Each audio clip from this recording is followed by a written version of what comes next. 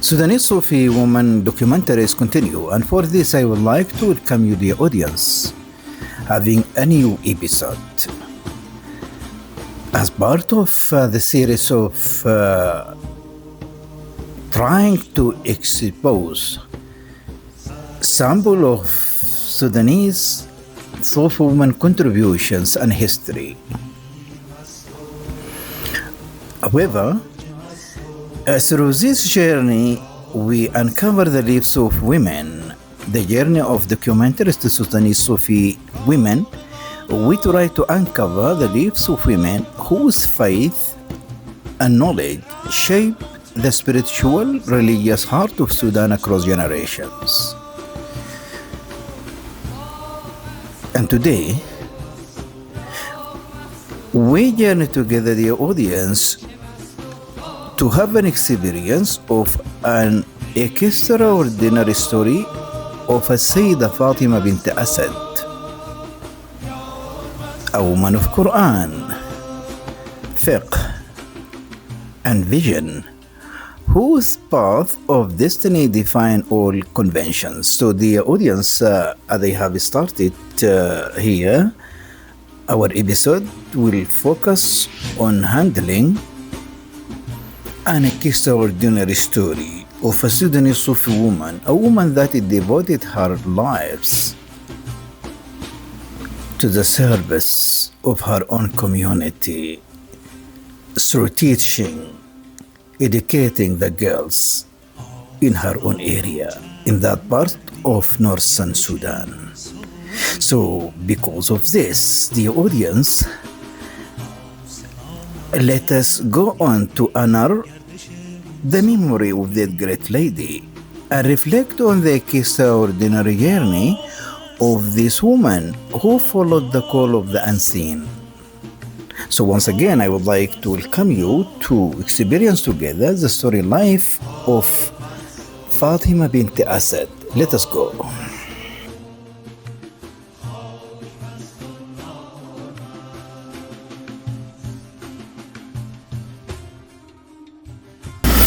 Her biography informs that she was born in Al-Mutamar,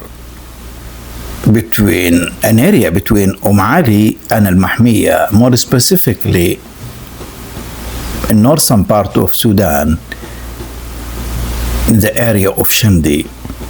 However, Fatima bint Assad grew up in a family of piety, righteousness, and learning. She memorized the Holy Quran and mastered Islamic jurisprudence and became one of the most respected women of her age.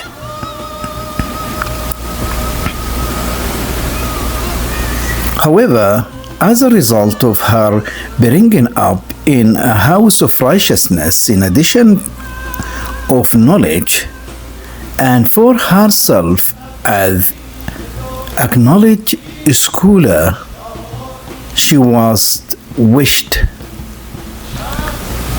and at the same time she was a source of admiration of many prominent and eminent figures in the area.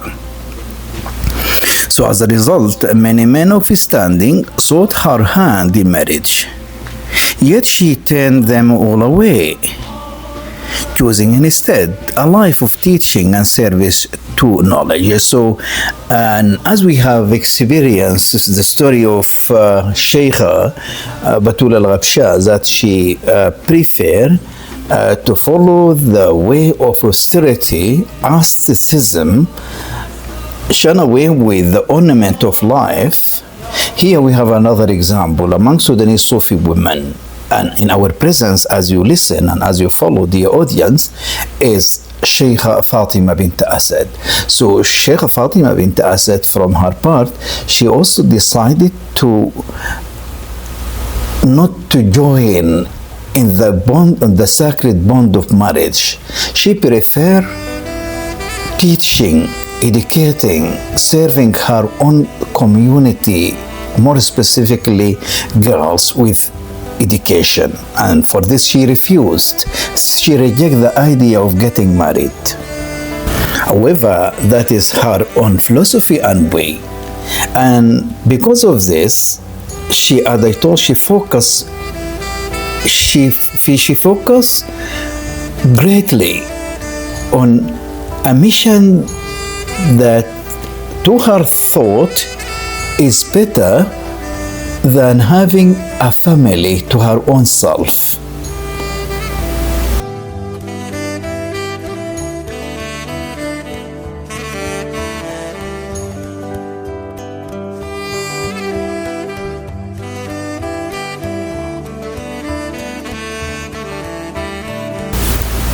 However, she continued the mission of educating her community members, more specifically the girls of the area. But her story takes a wondrous and unexpected turn, as her grandson Usman Abu Sabib recounts. So in the year 2020, more specifically on 6th of November 2022, I interviewed her grandson, the educated and the learned man Usman Abu Sabib, who personally recounted to me the story of his grandmother, Shaykha Fatima bint Assad. So just I would like to quote and to share with the audience his own words describing the story of his grandmother Fatima bint Assad. Let us go on to have his vision and his word. One night she experienced a dream, no ordinary dream, but a vision filled with light and presence. In her vision, her grandfather, the noted Wali Sheikh Ahmad Abu Sabib. Sheikh Ahmad Abu Sabib is one of prominent, well-reputed Sudanese Sufi Sheikh. So her grandfather, the Wali Sheikh Ahmad Abu Sabib, appeared before her in the vision. His words carried both tenderness and authority.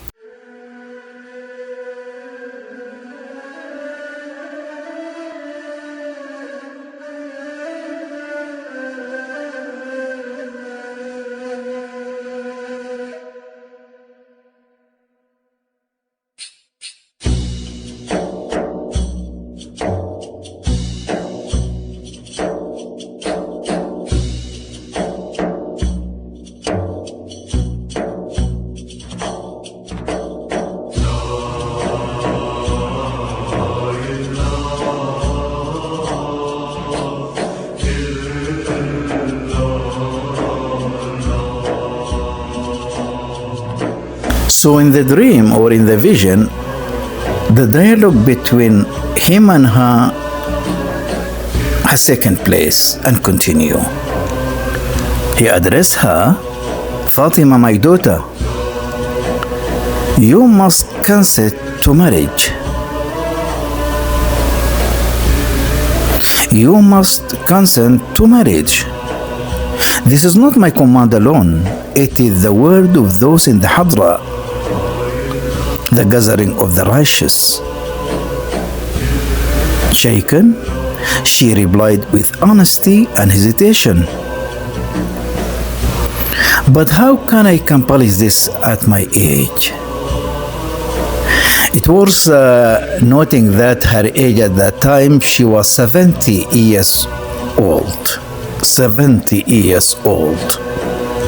Her grandfather reassured her, go to Watsimiri.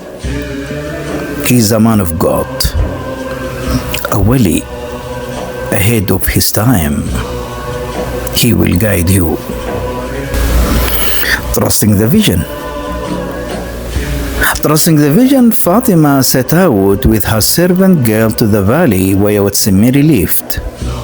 There, the Senate welcomed her with dignity, as if he had been expecting her coming. Did your uncle tell you? what Mary asked gently. She nodded with affirmation. He laid down a carpet for her to sit upon. She offered him bread, 8 pieces, but he smiled knowingly. But they are 7, not 8. Then he gave her milk, which she drank, and he spoke words that would change the course of her life. I have nothing much to say. Your husband will come to you where you are, and then you will have to choose. Such the words of Mary. And as if in confirmation of his prophecy, a sign appeared. At the age of 70, Fatima began to menstruate once more, a miracle that astonished her and all around her.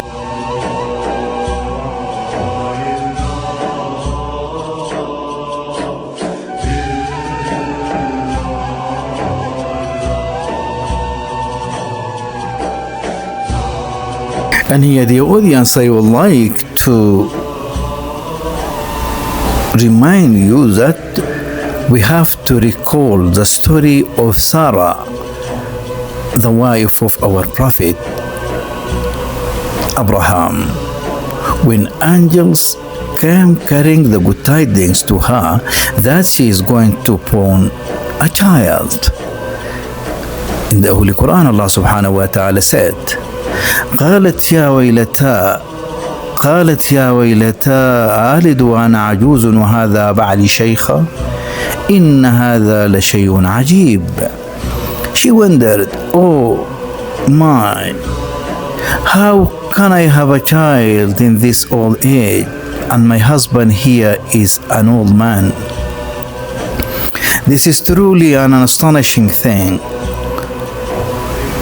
قالوا وتعجبين من أمر الله رحمة الله وبركاته عليكم أهل البيت إنه حميد مجيد. They responded, are you astonished by Allah's decree?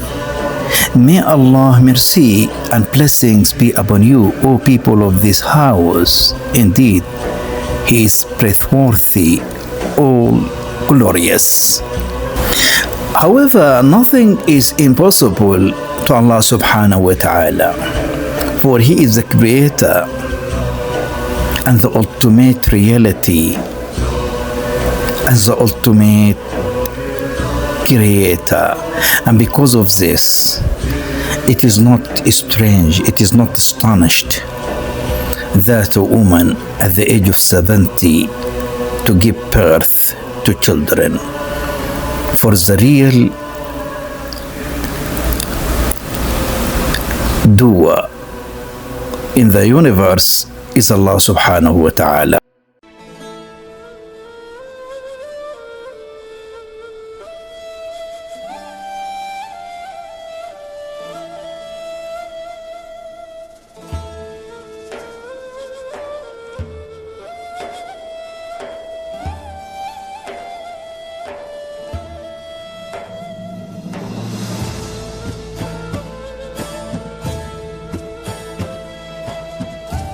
However, following her return from Mary, that great wali, and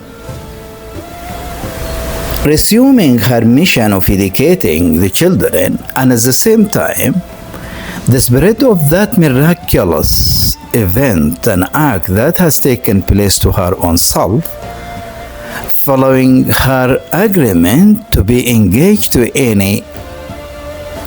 a man, then no longer after, the Venerable Hamad with the Majzub of Ad-Damar, himself advanced in years, was proposed as a tutor. Unlike the many before him, Fatima accepted, and from their union came Al-Faqih Mansur, ancestor of the Manasir, the grandfather of the Manasir, and a pillar of Sudan's religious and political legacy.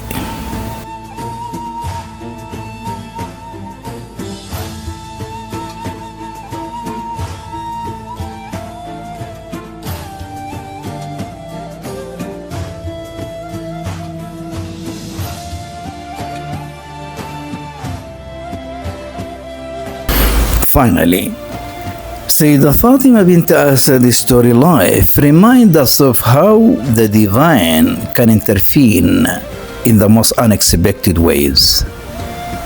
Through her steadfastness in knowledge, her visionary experience, and her later motherhood, she bridged generations of scholars and senates, leaving behind a legacy that endures in Sudanese Sufism to the present day. And as we have experienced together the story of this great woman, she devoted her entire life to educate her community members, more specifically girls. And she is not only a teacher of the Holy Quran, but she worked hardly to spread fiqh among her community members, as I told girls in particular. And this sacred mission, by the way, is the reason behind it she refused and rejected the idea of getting married. But by the will of God, and in a vision as we have followed, in a vision that joined and connected her to her righteous grandfather, Ahmed Abu Sabib, who directed her to went directly or to head to that great man with Semiri in a valley in that part of the country. And then we follow the story that what Semiri has given her the good tidings that her husband will come to her at home, and then she will bring and she will be given with blessed children, and it has happened. And by this I came the audience to this unique episode. And as a matter of fact, as you follow such great women, each one has own story, and in our presence we experience how this great woman Shaykha Fatima bint Assad, and how her story so deserve to be studied more and more. Before ending the episode, I would like to inform that her father named her after the mother of our Imam, our master Imam Ali ibn Abi Talib, for his mother is named Fatima bint Assad. May Allah be blessed with them all.